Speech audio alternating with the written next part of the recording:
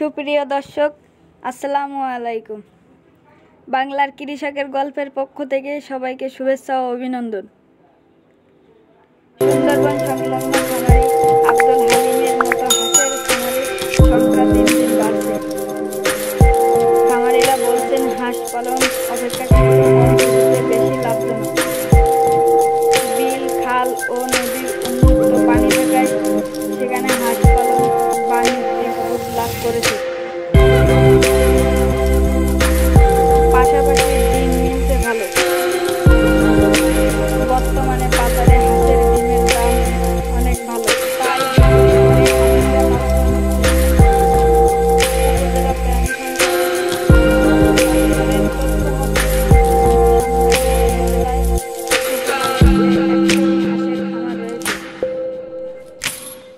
Campbell, France, পিকে, next, Indian, রানার ও China জাতের 100 লাখের বেশি হাঁস পালন করা হচ্ছে এইসব খামারে।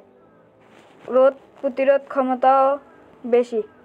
ডিম দেওয়ার কারণে ক্যাম্পবেল ও ফ্রান্স, পিকে, নেক্স সাদা জাতের হাঁস বেশি পালন করে থাকেন খামারিরা। মুন্সিগঞ্জ গ্রামের বাসিন্দা মাহফুজা খাতুন জানান, 20 থেকে 25টি হাঁস দিয়ে পালন শুরু করেন।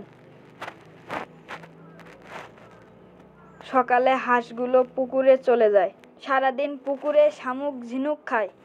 পরিবারের ডিম ও মাংসের চাহিদা পূরণ ছাড়াও হাঁস বিক্রি করে আয় করছেন তিনি। বুড়িগোয়ালিনী ইউনিয়নের বাবলু রাজু জানান, ক্ষেত খামারের কাজ করে সংসার চালাতেন তিনি। সন্তানদের পড়ালেখা করানো আর সংসার চালানো কঠিন হয়ে পড়েছিল তার। পরে একটি বেসরকারি সংস্থা থেকে ঋণ নিয়ে বাড়ির পাশের নদীতে 100 হাঁসের বাচ্চা লালন পালন শুরু করেন। এখন খামারে 5 থেকে হাঁস রয়েছে। প্রতিদিন 250 থেকে 320 এবছর ডিমের দাম বেশি।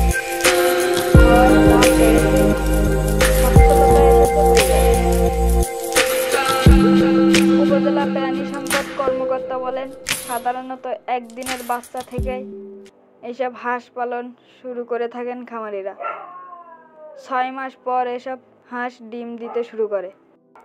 প্রতিটি হাঁস বছরে 200 থেকে 300টি ডিম দেয়। উন্মুক্ত জলাশয়ে বাড়তি খাবার কম লাগে। তাছাড়া রোগ প্রতিরোধ ক্ষমতা বৃদ্ধি পাওয়ায় ডিমও মেলে বেশি। খরচ বাদে একজন খামারি প্রতি মাসে 10 থেকে 15,000 টাকা লাভ করে থাকেন। ফলে ক্ষুদ্র ও প্রান্তিক পর্যায়ের এসব মানুষ কম পুঁজি বিনিয়োগ করে লাভবান হচ্ছেন। ফলে বেকারত্ব ঘুচছে, মিলছে আমিষের চাহিদাও। হাঁস পালনে খামারিদের সরকারিভাবে বিভিন্ন ধরনের সহযোগিতা দেওয়া হচ্ছে।